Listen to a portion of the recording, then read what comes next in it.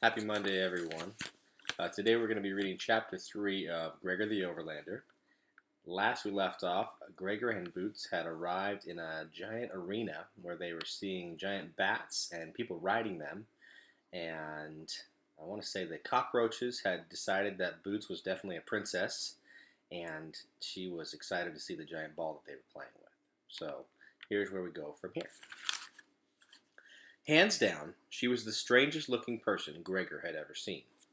Her skin was so pale he could see every vein in her body. He thought of the section on the human anatomy in his science book. Flip one page, see the bones. Next, the digestive system.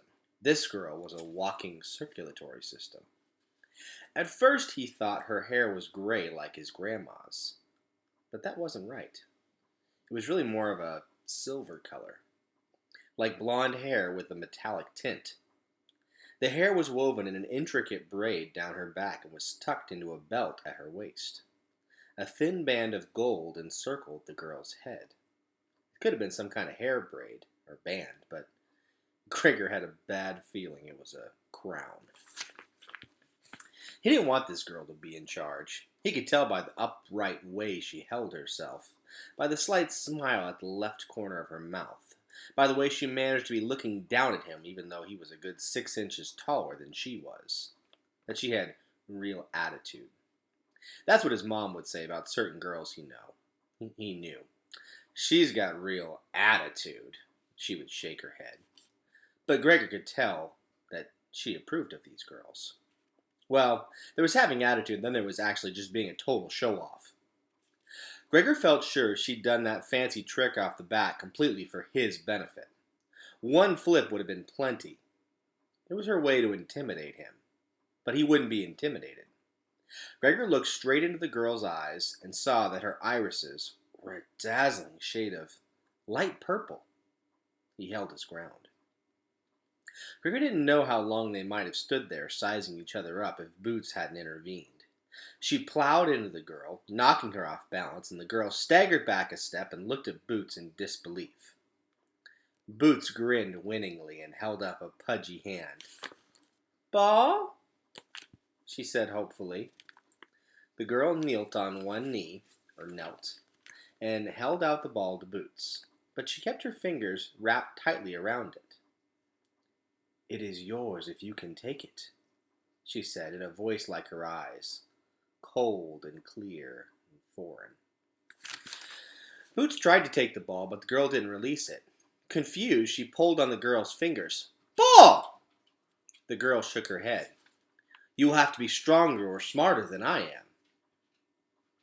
Boots looked up at the girl, registered something, and poked her right in the eye. "Papa!" she said. The girl jerked back, dropping the ball. Boots scrambled after it and scooped it up fast. Gregor couldn't resist. "I guess she's smarter," he said. It was a little mean, but he didn't like her messing with Boots that way.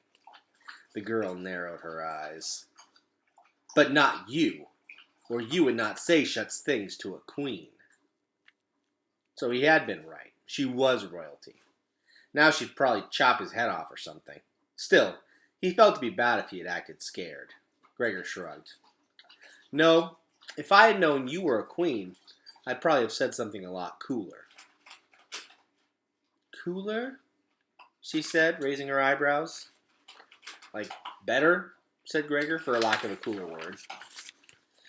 The girl decided to take it as an apology. "I will forgive you as you are not knowing. What are you called, Overlander?" "My name's Gregor, and that's Boots," he said, pointing to his sister. "Now, her name's not really Boots, it's Margaret. But we call her Boots because in the winter she steals everybody's boots and runs around in them, and because of this musician my dad likes." That sounded confusing, even to Gregor. "What's your name?" "I am Queen Luxa," said the girl.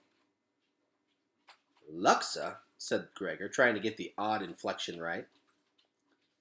"What means this, what the baby says?" "Purple," she asked. "Purple? It's her favorite color.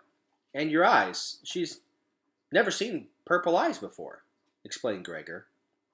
Boots heard the word and came over holding up her palms, which were still dyed purple from the marker. Purple! I have never seen brown before. Not on a human, said Luxa, staring into Boots' eyes. Or this. She caught Boots' wrist and ran her fingers over the silky light brown skin. It must need much light. Boots giggled. Every inch of her was ticklish. Luxa purposely ran her fingers up under Boots' chin, making her laugh. For a second, Luxa lost her attitude, and Gregor thought she might not be so bad. Then she straightened up and resumed her haughty manner. So, Gregor the Overlander, you and the baby must bathe. Gregor knew he was sweaty from running through the tunnels, but that was pretty rude. Maybe we should just go. Go? Go where? Asked Luxa in surprise. Home, he said. Smelling like you do? Said Luxa. You will be thrice dead before you reach the waterway, and even if you knew the path to take.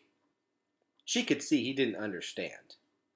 You smell of the overland. That is not safe for you here, or for us.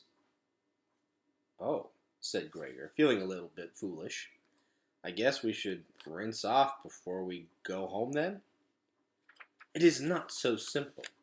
But I will let Vicus explain, said Luxa. You have had rare luck today, being found so quickly. How do you know we were found quickly? Asked Gregor. Our lookouts noted you shortly after you were landed. As you were the Crawler's find, we let them present you, she said. I see, said Gregor. Where had the lookouts been? Concealed in the gloom of the tunnels? Hidden somewhere in the mist he'd fallen through? Till the stadium, he hadn't seen anyone but the roaches. These were headed here in any case, she said, gesturing to the roaches. See, they carry torches. They would not bother if they were not visiting us. Why's that? Said Gregor. Crawlers do not need light, but they show themselves to let us know they come peacefully. Did you not wonder at how easily they arrived here? She asked. Without waiting for an answer, she turned to the group of cockroaches who had been standing patiently off to the side. Crawlers! What take you for the Overlanders? The head roach scurried forward. Give you 5 baskets, give you, he hissed. We will give 3 grain baskets, said Luxa. Rats give many fish, said the roach, cleaning its antennas casually. Take them to the rats, then. It will give you no time, said Luxa. Gregor didn't know exactly what they were talking about, but he had the uneasy sense that he was for sale. The insect considered Luxa's last offer. Give you 4 baskets, give you, it said. We will give 4 baskets and 1 for thanks, said a voice behind Gregor. He turned and saw a pale-bearded man approaching them on foot. His close-cropped hair really was silver, not just the silvery blonde. Luxa glared at the old man, but didn't contradict him. The cockroach painstakingly added up 4 and 1 on its legs. Give you 5 baskets, give you? It asked, as if the whole idea was a new one. We will give 5 baskets, said Luxa less than graciously, giving the roach a terse bow. It bowed back and scampered off with the other bugs out of the stadium. And if it's up to Vicus, soon we will have no baskets to give, the girl said pointedly at the bearded man who had turned his focus to Gregor and Boots. 1 more basket will be a small price to pay if he is expected, he answered.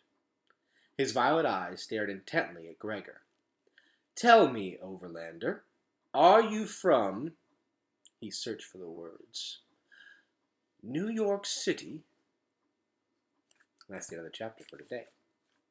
Boys and girls, I look forward to reading to you tomorrow. Have a wonderful Monday.